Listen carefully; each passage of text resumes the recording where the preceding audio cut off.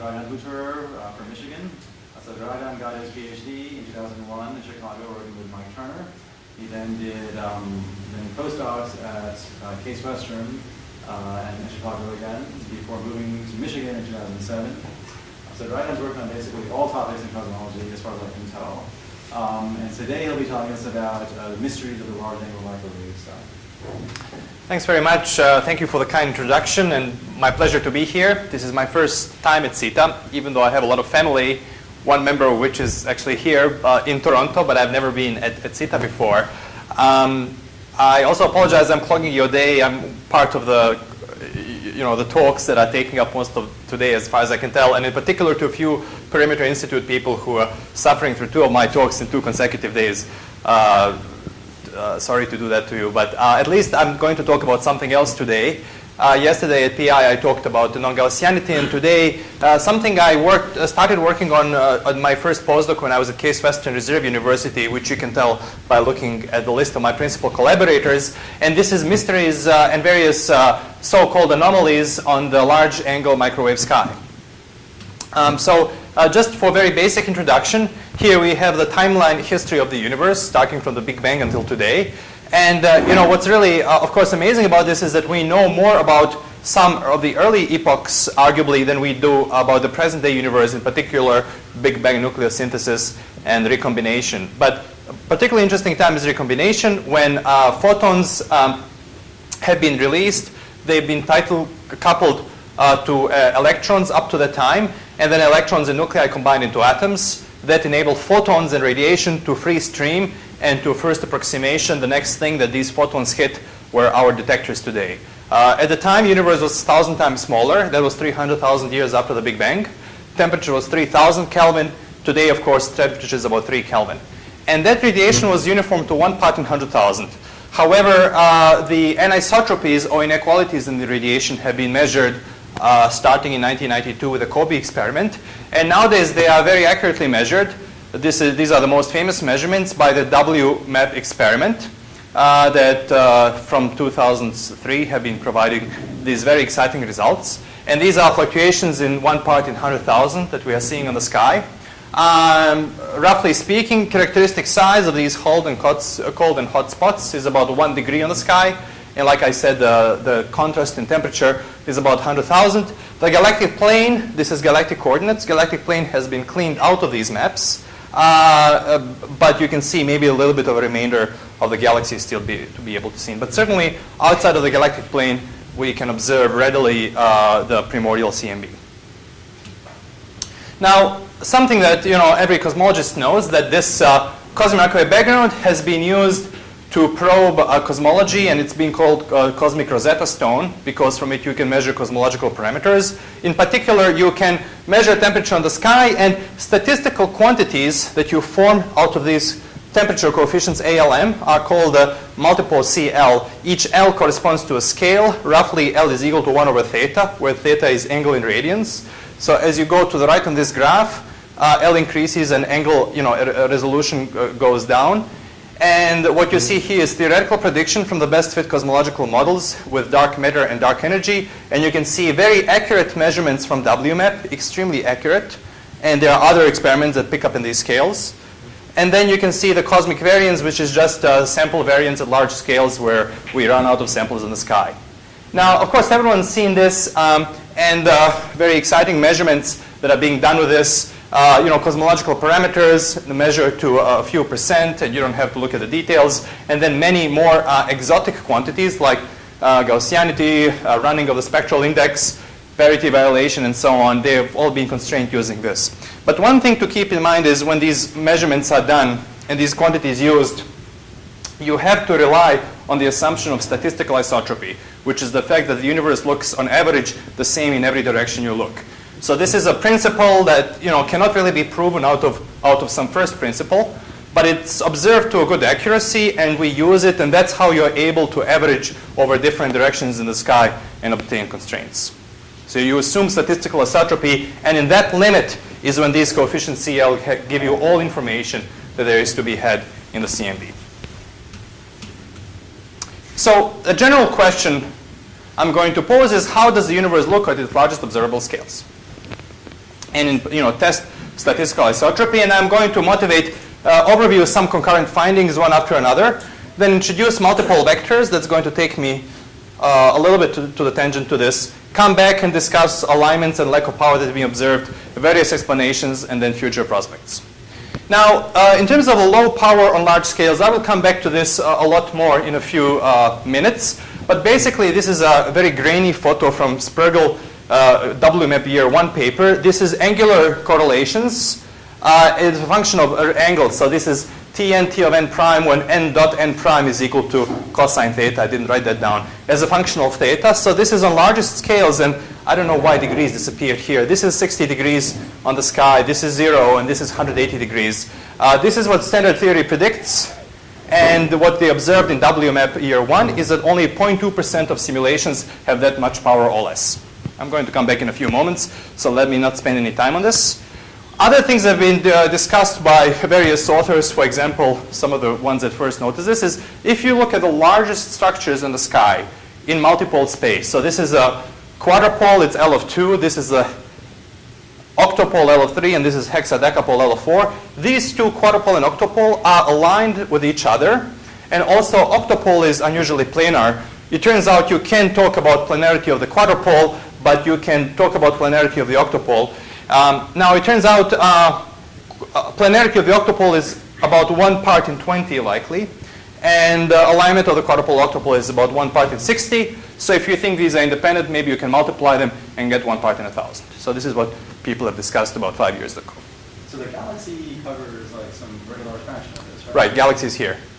Okay, right. I mean, but the width though is large, right? I mean, right. So how reliable is this? Well, I mean, really, I'm going to get to that maybe a little bit more. But basically, these have been inferred from the full sky reconstructed maps like the one I showed earlier that have a galaxy cleaned out.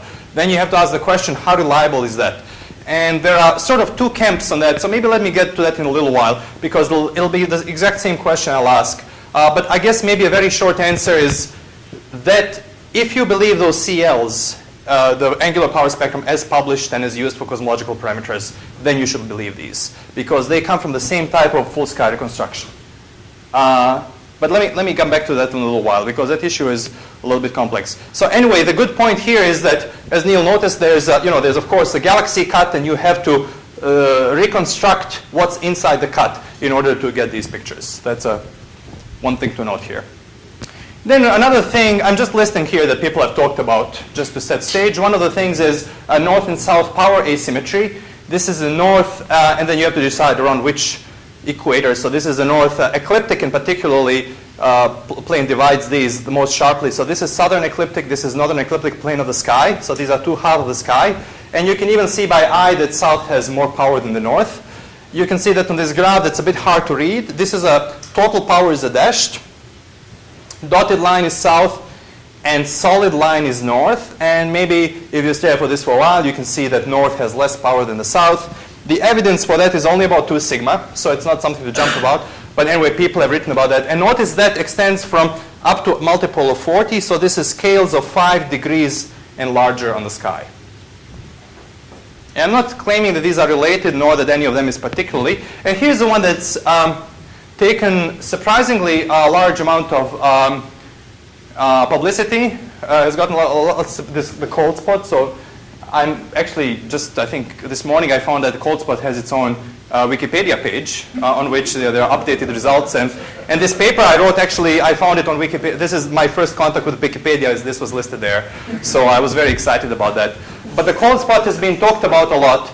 And it's been by Vielva and collaborators. There have been several papers. Basically, the statement goes that in one part of the sky, and here's with the cut, right here, there's unusually cold spot. That's the blue you see here. The size is about 5 degrees. I can't read this either. I don't know what these are, so let's just look at this. I think this is just how to find it.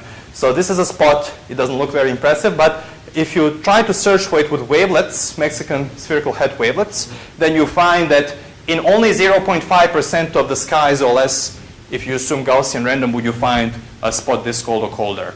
That's very interesting. People have written papers about trying to explain it.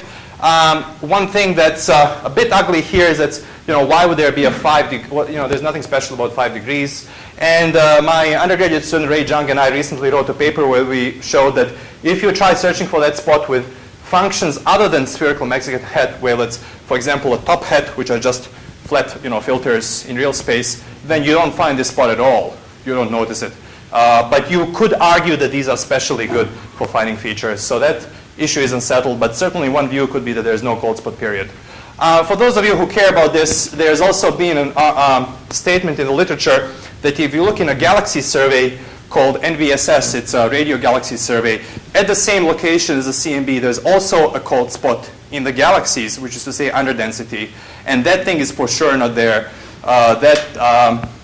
Kendrick Smith and I wrote a paper about that a couple of years ago. That was just due to what we thought was faulty analysis. So that especially got a lot of excitement because now imagine if you have a cold spot in the CMB and a large-scale structure at the same location, you might be onto something. But large-scale structure doesn't seem to be there. This is interesting. So anyway, people continue to study this, and I don't know what to make of it. Any questions about the cold spot? This is north of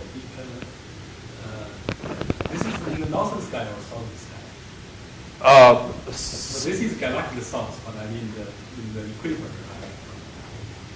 Oh, I don't know. I'm not sure. VLA should be observing in the northern sky, right? Who? So you said NVSS. Oh, right. They cover 70% of the sky. They cover a large chunk. And I forget whether it's northern or southern. They definitely cover that part because that's where it was claimed to be. So they cover that much I know. They cover 70%, and WMAP doesn't cover much more, maybe 80, 90%.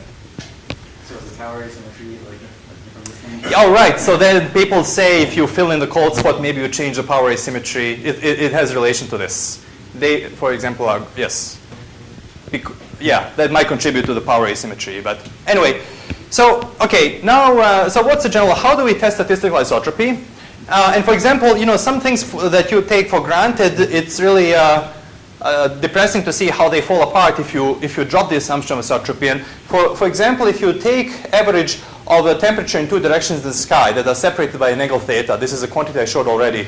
This we call C of theta. This becomes C of theta only if you assume statistical isotropy. Without that, it's a general function of n and n prime. Because here what you're doing is you are taking a product of temperature in two directions and you are averaging it over realizations of the universe. Well, it's, we don't have more than one universe, so because you can't do that, you're hoping that you're allowed to average over all pairs separated on the sky by theta. And to do that, you have to assume isotropy.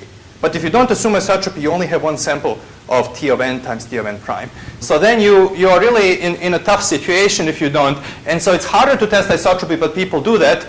Hadjian and Saurdeep, for example, have done that in a series of papers where you try to expand this function in more general way than you would expand this function. This only depends on L or on theta, but this depends on other indices. And then you can try to test those indices and see how close you are to isotropy.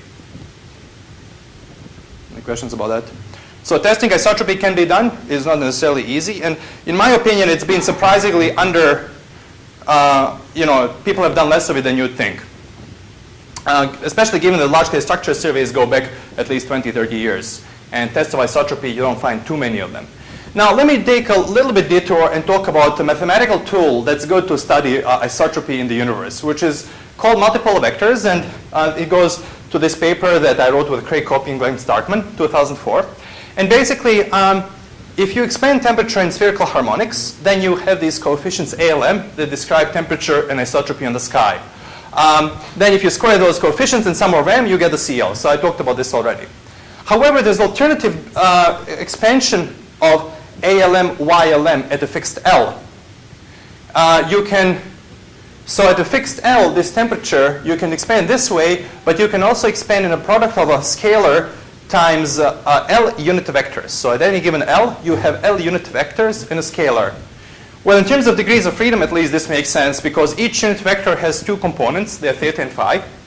And there are L of them, so this is two L components and one here. So it's 2L plus 1. And of course, that's the number of degrees of freedom that you have in the ALMs. And so it turns out that this is equivalent irreducible, let's see, this is also irreducible representation of the group SO3. the spherical harmonic saw, as well as these unit vectors. So basically, and this is, on the left-hand side, you have a traceless symmetrical rank L tensor. Here's under quotation marks. That's why I have this. And on the right-hand side, you have an outer unit product of unit vectors. So these two are equivalent. You can use either basis. So basically, now the question is, if I have a product of L vectors here, and they both have theta and phi, this is something I measure on the sky very easily, right? If I measure temperature on the sky, I just integrate this over YLM star d omega, and I get the ALM. So these coefficients I get readily. So I have those coefficients. How do I get the vectors? And the trick to get the vectors, which I don't have here, is we developed a formalism to compute these vectors. So it turns out you can peel off one vector at a time and compute one vector until you're left with just a constant.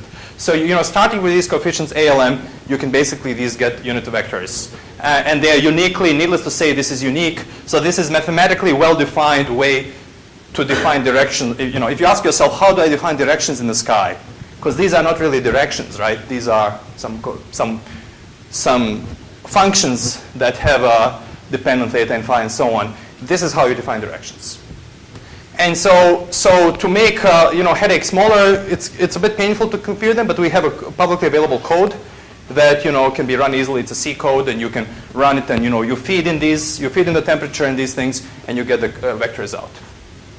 Now, for those who are more mathematically inclined, like for example mathematicians, Jeffrey Weeks, who is also known for his work on topology, they've proven some interesting theorems, and one theorem that people who are weak on math like me, they like to see this because this makes a lot of sense, I think. They say there's a theorem that says every homogeneous polynomial of the degree L in x, y, and z can be written as a constant times the product of L monomials times the remainder that's of power L minus 2 that multiplies x squared plus y squared plus z squared. Okay, that sounds complicated, but on a sphere, x squared plus y squared plus z squared is equal to 1. And it turns out we won't be worrying about this remainder, and we'll identify these as these multiple vectors. So for example, if I have a quadrupole that looks like y20, y20, probably familiar, it's x squared plus y squared minus 2z squared. I can trivially rewrite it and it follows this theorem, as a constant times two monomials plus a remainder times a polynomial of order L minus 2, because L was 2, this is of order 0. So like I said, I'm going to ignore this. I'm going to say this is my lambda, this is a coefficient, and I have two vectors, both are in the z direction. So this makes sense because y20, of course, is something that has power up and down. And it turns out it has two multiple vectors, both are pointing up. In the simplest case, you can start with a dipole, not the quadrupole. Dipole, of course, is, for example, due to some motion. Dipole has one direction, if you think about the axis of a dipole.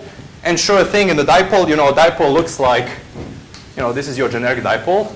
This is a plus, this is a minus. For dipole, because it's L equal to 1, there's going to be one vector, and that vector is going to be pointing along this axis, right? It's going to be V1. And then if you have a quadrupole, this y20, so y20 looks like this, right? You have a plus, and you have a little skirt that's a minus. This is y20. Then what I'm showing here, there are two vectors. They both point, they're the same. They both point in the y direction. So you can generalize this for any multiple. All I'm saying here is it makes sense in the simple examples when you know what answer you have to get. Like for the dipole, you must get that the only direction is in this direction, and you get that. And the reason I'm trying to become very happy with these simple examples is because when you look at the complicated case of general multiples, for example, our sky, it doesn't look like something you'd naively do. So I don't know how much you can see these things. For each, this is quadrupole, octopole, and so on for our sky. And the way to imagine this is, imagine they are surrounded by a sphere. So overlap of these colors with the sphere would be pattern on our sky. So these are the real multiples from the W map. These are hot and cold spots. There are L sticks at each cell. So there are 2 sticks here, 3 sticks here, 4, and so on. These sticks are multiple vectors. Because they're unit vectors, it doesn't matter. There's no direction. So the color doesn't make any. It doesn't matter which one is purple, which one is cyan. It doesn't really matter. And you see, maybe here it makes sense because remember, quadrupole and octopole are kind of planar. And you can see their multiple vectors also lie in a plane. But by the time you get to higher multiples, you can't say, well, this makes sense to me. It is just what it is. And one thing you notice is it's not that they lie along the lobes of hot and cold temperature or anything like that. None of these simple mappings work. It's a bit different than that. It's true in simple cases, but in a general case, they form these hedgehog configurations. But anyway, these are the directions picked out by structure on the sky, by multiples. Are there any questions about multiple vectors?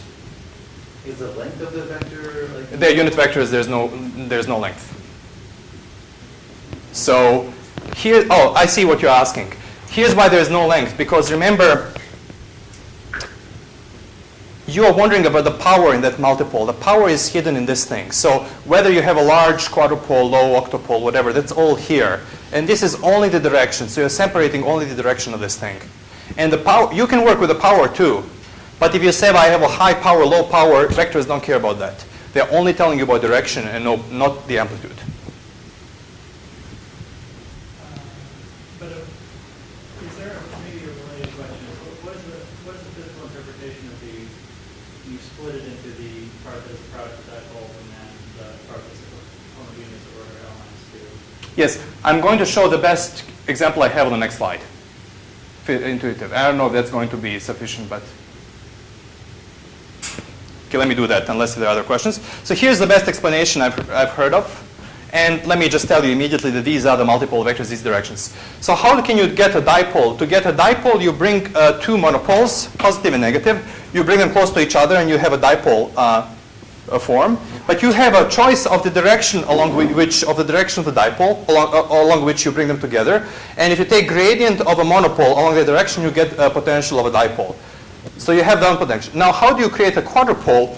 Well, you take two dipoles, but you need to do it like this to preserve parity and such. And now they have some axis, but now you have a choice of a new axis to bring those dipoles together to create a quadrupole. And then you take a gradient along that new axis of the dipole potential, and you get again the familiar thing. You get a quadrupole potential. And then you can go on, and you can bring close two L-1 multiples together along the Lth axis. Take gradient of that, you'll get the potential of the Lth multipole. These directions along which you assemble these multiples are the multiple vectors. So that's the best intuitive, and I don't know, it's the best intuitive explanation by mathematician Jeffrey Weeks, how to think of these things. So these are directions along which you assemble any given multiple. But like the relative.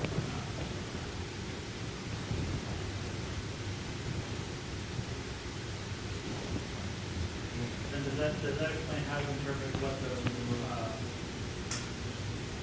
I guess there's the relative amplitude of the two parts that with the part that's the product of dipoles and the part that's not. Yeah, I don't know what to do about the part that's not. I don't understand that part. To tell you the truth, I don't understand it. It's been ignored. It may be useful, and I honestly don't understand. So I'd love to hear if anybody understands it, what to do with it. It's been, you just kind of throw it away, and you're left with this thing and these other directions. So if, yeah, somebody who knows is good at math, we probably can tell immediately what's going on there. Yeah, that's a good question. Okay, so the question is, why bother with this thing, even if there's code to do it, when we have the good old, spherical harmonics? Everyone knows how to work with these. And the reason is this is different. And not only is it different, and here's why it's different. Let me just point that out. Because if you look at this equation, it's highly nonlinear relation between the vectors and this. You have a whole bunch of things. You have Lth order polynomials or 2L order polynomials. So it's a highly nonlinear. It's not some kind of rotation or anything like that. It's very complicated. So it's a different thing, and not only that, but it's also well suited for looking for planarity and directionality because they're directions. There are many interesting theorems about that mostly mathematicians have looked at, which I won't go into now. And also the other really fun thing about this is, in fact, just like when we thought, okay, well, that was something we did, it turns out this is actually in James Clerk Maxwell's treatise on electricity and magnetism on page 240 something. He has multiple vectors. And of course, it took me 3 readings of that page to realize that that's what he was talking about. But this apparently is well known by at least some people, and Maxwell knew about this, which is not to say that most people, certainly in cosmology, I haven't seen it mentioned anywhere. But it seems convenient to work with. Okay, so what do we do with those vectors? Well, remember, here's a quadrupole, here's octupole, and remember they're planar.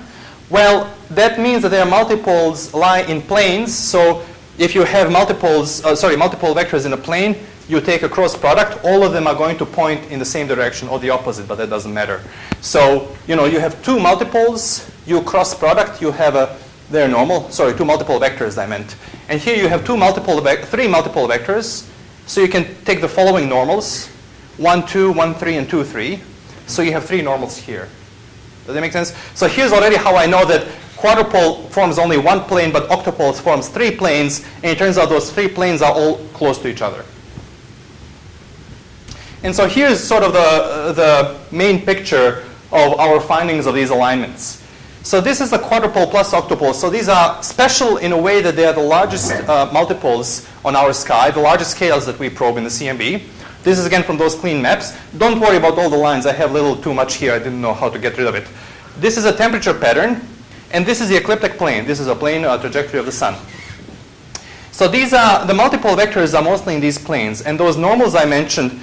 This is the quadrupole normal, and these three are the octupole normals. Note that all of them are near each other, which is to say if you have planes that are close to each other, their normals will agree, right?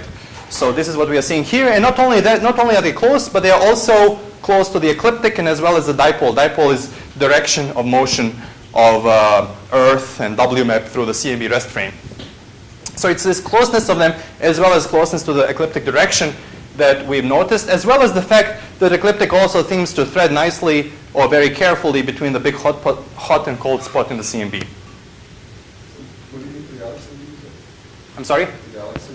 Is here. It's a galactic coordinates. You're chopping the construction and you're doing the plane? Yes, we are yes, this is based on reconstructed CMB behind the galaxy. So you don't actually try to clean the galaxy from this. You don't try to clean out the galaxy. Galaxies should be taken out over here. Should be marginalized over. Or is that? Yeah, you're trying to use data, you're not trying to just fill in from extrapolating modes across. Oh, that's a good question. That's a subtle thing. You basically interpolate the modes across. I'll have a few more things to say about this. Okay, so I mean, the one thing that I think I answered to Neil's question I can say here is this, using these clean maps is very much consistent with how you make the CMB power spectrum that everybody uses for their cosine chains. So those two are for sure, but that's risky to do. Let me come back to that in a moment. So just to summarize this, the likelihoods of these things are high. They range in the high 90s. Area vectors, which is the word. These are really normals to these vectors, but we keep their length because it's a little bit of a technicality. But maybe if you would call this not maybe as good a plane as this if you had two vectors. So if you take cross product of these two, it's longer than if you take cross product of these two. So by keeping the length of this normal, that's what we call area vectors as opposed to normals, and they tell you about how good something is a plane. But don't worry about that. That's just a detail. So these four area vectors are close, and they're close to the ecliptic and to the dipole, and they also carefully separate between weak and hot extrema. Not all of these are necessarily independent. This is just noticed, things at the larger scales. So especially number 2 and 4, are they particularly? Right, they are not necessarily. Related? They might be related. Yeah, I'm not saying these are independent, but at least two are independent because. You can think about the logic of this. So there's at least two independent things here. Ecliptic plane and you have these good planes, but then they also orient. So you have this, here's how I can think about this. I have planar structure here along this direction, but then I'm also azimuthally rotated to align with the ecliptic as well. So I have at least those two degrees of freedom. But yeah, I'm not saying all of these you multiply, no. Okay, here's what some other people have found. Probably most people here have heard about the axis of evil. Let me try to explain. It's very closely related to this. It was Leonard Magejo. Basically, their axis of evil, they claim, is a special direction in the sky that lies right around here or here. This is the same, right, direction. So their axis of evil, they say if you go to a frame where this is your North Pole, then special things happen. We saw special things happen here. That really does become your North Pole. Your structure is in the equator if you go to that frame. And they said, moreover, when you go to that frame, and they call that axis the axis of evil, then if you even look at the higher multiples like L5, you get particularly symmetrical looking structure if you go to that frame. I really don't have too much to say about this because I haven't looked at these claims myself, but this is the famous axis of evil. It's really very closely related to what I talked about. The symmetry when you go to this frame. Now, here's some systematic cuts we've done, and just to give systematic checks, if you now increase the galactic cut and try to reconstruct the sky, but this is a much more conservative reconstruction than the one done before, what happens is, because you're dealing with multiple vectors, they're very sensitive to galactic cuts, so your error bars blow up by a large amount, but your probability, which is shown here, it's still consistent, although by now you can't tell if it's consistent with a larger cut, although your direction in the sky do not necessarily, they acquire large errors as you make the sky cut. So not sure, it's at least consistent, not sure what else to make of it. One thing that people often say is, well, it's clearly the foregrounds. Not necessarily, because if you have foregrounds, they're presumably galactic. These are the foregrounds we know about. And let's say what happens if you take a knob and add more galactic foreground. Now this picture, what it shows is the same coordinates. These are the vectors of the quadrupole. And this is a normal to the quadrupole. Remember, one of those normals. Let me now add much more foreground than was thought to be in there. Let me just add a huge amount of non-foreground. And these numbers along these axes are telling you how much. The number 1 here tells you had 100% foreground. That's, in these units, it's much, much more than is thought to be there. So what happens when you add a huge amount of foreground is your multiple vectors, one goes here, and the other one goes here. So they go north and south, and your area vector, your normal to the plane, goes straight into the galactic plane. So what happens when you add a large amount of galactic foreground is, not surprisingly, you end up with directions that are completely galactic and not ecliptic. And this is the whole point. So any simple scheme in which you say there's foreground left over, it's usually galactic foreground. And it's, ecliptic foreground is not nearly, would have to be very, very large. Okay, so what I'm saying here, I'm not sure if I said it clearly enough, galactic foreground. So here's several classes of explanations for these anomalies that people have thought about the past few years. There's astrophysical explanations. For example, what if there's an object or other source of radiation seen in the solar system, like a big cloud of dust? But we think we know the solar system, and this thing would have to be quite large and undetected. So it would have to be this something to affect scales of 100 degrees in the sky, and yet not be detected otherwise. So it's hard to work with that, but people have tried. There are instrumental explanations. What if there's something wrong with WMAP experiment? But we are thought by experimentalists, we are taught that they've actually very well calibrated the experiment. And plus, why would that pick ecliptic plane? So in Kobe,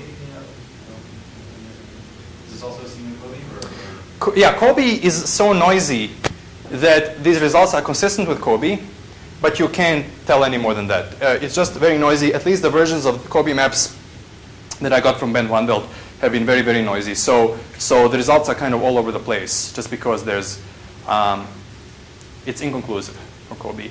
Low power has been seen on Kobe, but that's a bit different. Low power. But this is not power, this is directions, of course. Then there are cosmological explanations, and theorists love these. What if inflation or dark energy causes this?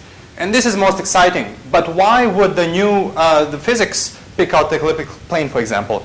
I should also say that even if it's one of these more quote-unquote boring explanations, they're very important to understand because presumably they would change results that we use for cosmology. And finally, what if this is a fluke?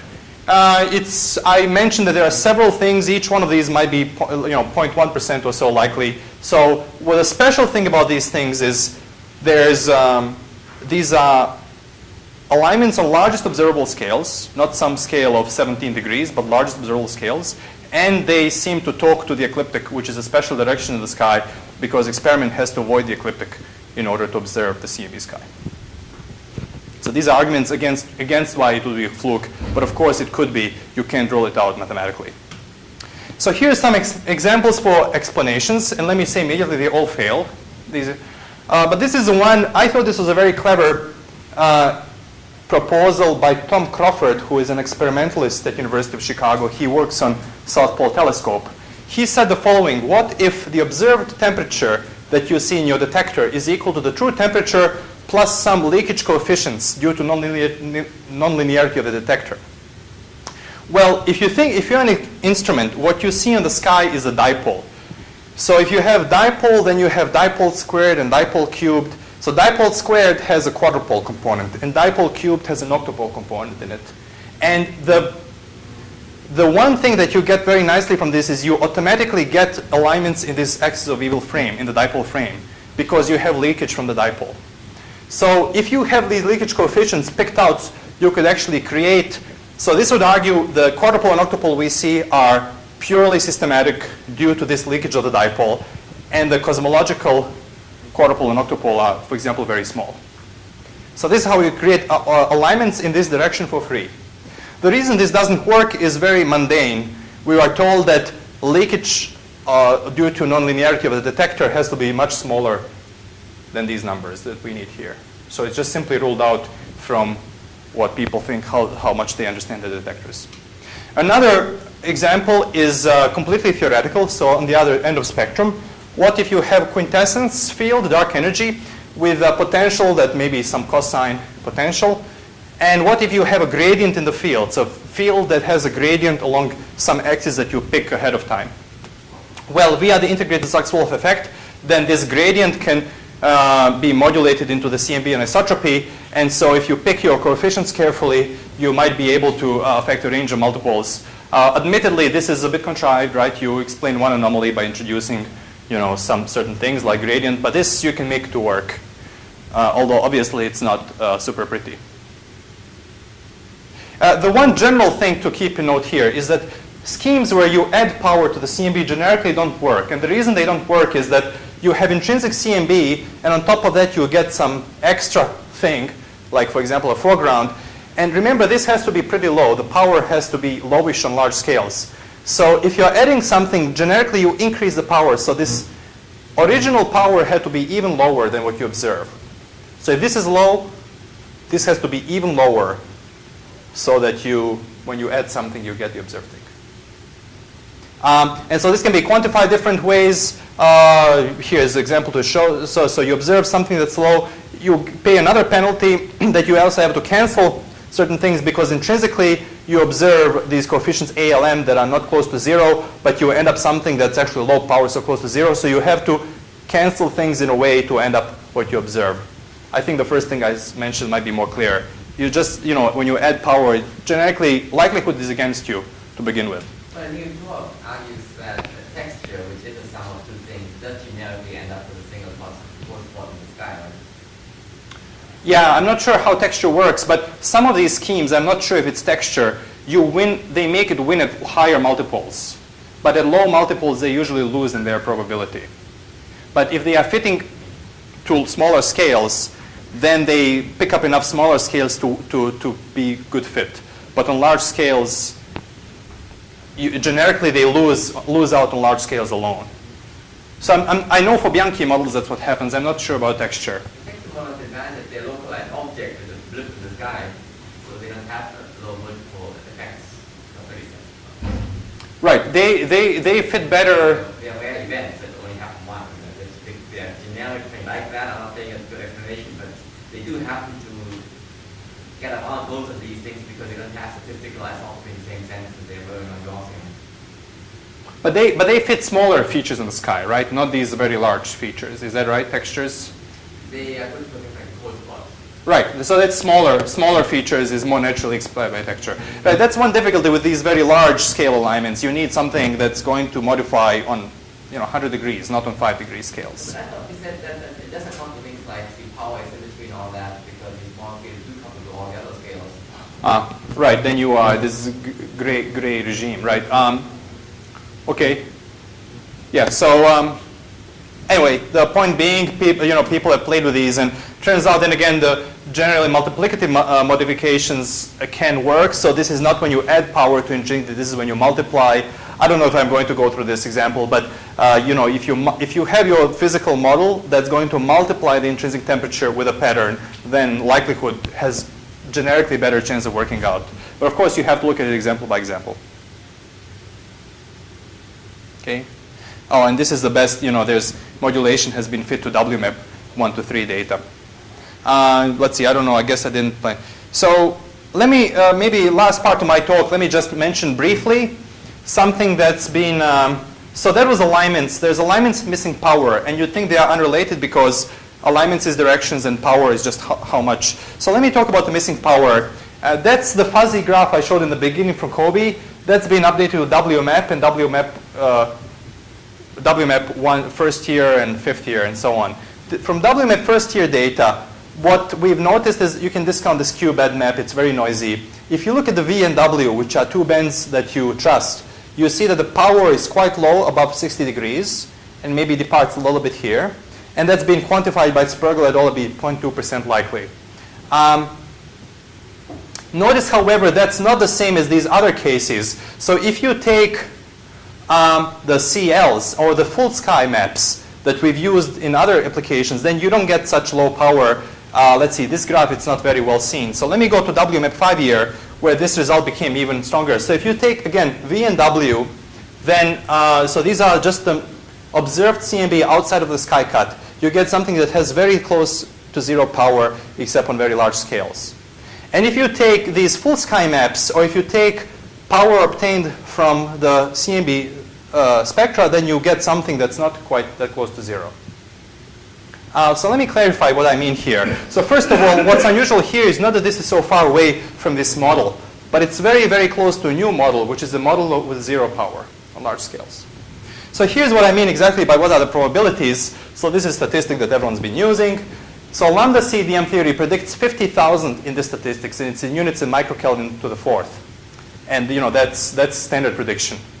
Then if you compute from WMAP CLs, or if you use the full sky maps, you get something that's only maybe, it's 4 or 5% unlikely, but that's nothing. But then if you take the cut sky, and here's what I mean by cut sky.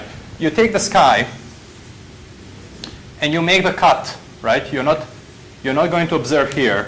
This is a cut, this is a galaxy. And you take, you compute the average of temperatures outside of the cut. So you take all points that lie outside of this cut, which I would argue is the part of the sky you can trust. That's when you get this temperature evaluated in the cut sky that's only 0.03% likely. Let me stop for any questions here, because I'm about to go. So there's a little bit of a discussion going in the literature. George Evstachiou has written a paper recently completely disagreeing with this. And it's uncomfortable to find yourself on the wrong side of George Evstachiou, arguing. That's usually you suspect that you might want to review what you've done. But here's what he's saying. He's saying when you look at those cut sky maps, you actually can reconstruct. We know very well how to reconstruct the middle. He says we know how to reconstruct this. Because, for example, imagine you have some hotspot here, and if it's being cut by the sky cut, you can pretty much expect that hotspot is going to extend into the part of the sky that you can't observe. So why not reconstruct it? So that's his argument. If he does that, he gets precisely this result, which, remember, is 5% unlikely, which is not unlikely. But we argue that you can do that because by reconstructing the middle, you're assuming something. You're assuming something about statistical isotropy. And even though his estimator is has less variance, we argue the safest thing to do is not to ever touch anything inside the cut, but just look at the correlations outside of the cut. Then you're using the imperfect estimator, but that's when you get something that's very close to 0. So that's this argument, and that's when you get, that's the argument, should you use this or should you do you have that?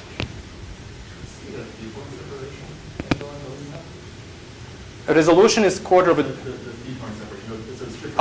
it's 141 degrees. They're 140 degrees separated. So that's something to also think about. We thought about that and couldn't find any. Yeah, but that's definitely something to keep. You worry about that. You worry about any of these instrument-dependent constants. And that's definitely one. Yeah, it's 140 degrees. And that's something definitely to think about. So, okay, so what are the facts about low C of theta? I'm reviewing now. Power vanishes above 60 degrees, and it's pretty unlikely. So, in fact, what little power is in the full sky is contributed by the galactic cut area. So, basically, this argument that it's really that, whatever power Evstachiou and others see in their analysis is coming from here. And we see really 0 power or close to 0 when you look outside of a skycat.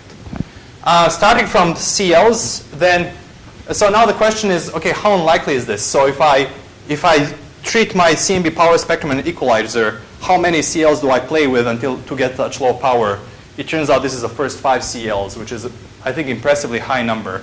You have to, play with an equalizer with 5 CLs to get such power, low power. And there's some other, I don't know how much you're interested in. Some of these are a little bit technical details, but one important point I'd like to say is that, especially theorists always say, oh, WMAP, I've heard of that, quadrupole is low. If you look at the WMAP quadrupole, I don't necessarily need to go back, you'll see it's not even 2 sigma low. It's not so much that the quadrupole is low, it's more that the quadrupole and octupole and the next one, they all conspire to make C of theta low. So if you're trying to invent a theory to explain this, I would say definitely look at C of theta as your goal, not CL. So whatever, if there's any mechanism that's doing that, in other words, it seems to operate so that it creates low C of theta, which is not the same as low CL. There's a subtle difference between the two. Because of the coupling between real space and harmonic space, you may have an oscillating CL that creates low C of theta. Oh, future data and prospects. WMAP probably as good as it gets. Year 3 to 5, even nothing changed. So 5 to, I heard 7 is coming out soon. That'll be very exciting. I don't think it'll change, although analyses may well change, and understanding of fine details may change. So that's something people are working on. I think Planck will be absolutely fantastic because we'll be able to repeat this. And if the same result is found, then at least it's none of the very simple systematic errors. And if a different result is found, then of course you have to ask which one is right. Polarization maps are very promising to look for these things because in polarization, any physical model will have a prediction in polarization. And so there's this excellent paper by Dworkin, Paris, and Hu, where they outlined exactly what you would be looking for in polarization to confirm or deny these findings. Of course, polarization is model dependent, obviously, and any model will have a prediction for polarization. Also, you can use large-scale structure, for example, LSTC, large volume surveys, to hope just to cling back and reach those large scales probed by the CMB. So in conclusion, alignments I mentioned with the ecliptic plane and or dipole, and they are significant and they are I think very interesting to study. There have been no explanations so far. There are other observed anomalies like the north-south asymmetry and higher L. No clue if they are related to these. Multiple vectors advertised as a great way to study the CMB. And finally, in a pixel space, which is meant to say outside of the galactic cut in pixel space, C of theta is very low at 99.97%. And for that, there is no satisfactory explanation either. Thank you.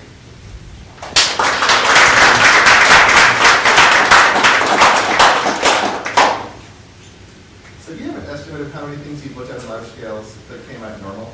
Yeah, that's a good question. I don't have for this, but we've kept that count when we look at higher multiples for sure.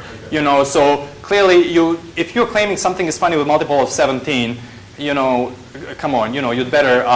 But this is actually not even so funny because in my talk yesterday I mentioned first detection, quote unquote, detection of CMB non-Gaussianity was claimed at L of 16, and there even if you average from 0 to 20, it would go away already. So obviously you have to be very careful to take that into account. I would say you don't quite have to do that if you find something special. And we think this is special, and these are the largest scales on the sky. So L of 2 and 3 can't go any lower, and also the ecliptic direction. So in that sense, I don't think I have to average over L of 530, anomalies or not to arrive at the result. But obviously, if you're doing anything that I don't think is not, so all of this is somewhat arguable, in other words. But we think this is special because it's larger scales. And for the other more exotic tests, you absolutely have to average over the number of things you look at if you're doing that. So by that reasoning, you believe that the cold spot is special? Because the cold spot has a size, right? It's like, I don't think cold spot is special. Yeah, right. I don't think cold is special, but yeah, I don't think cold spot is special. But we now argue it's not even there. But if it's there, then the question is how much credence do you? I mean, this is one of the things we argued in our paper. To detect okay, you use the wavelets, but I mean, I think you might be able to argue wavelets are special ways to find it. But then you have to also, you have some other choices to make. And people have picked those up and argued, oh, look, funny things happen, and they haven't really told us the ones that. That's right. It takes precedence, I think, over science. So.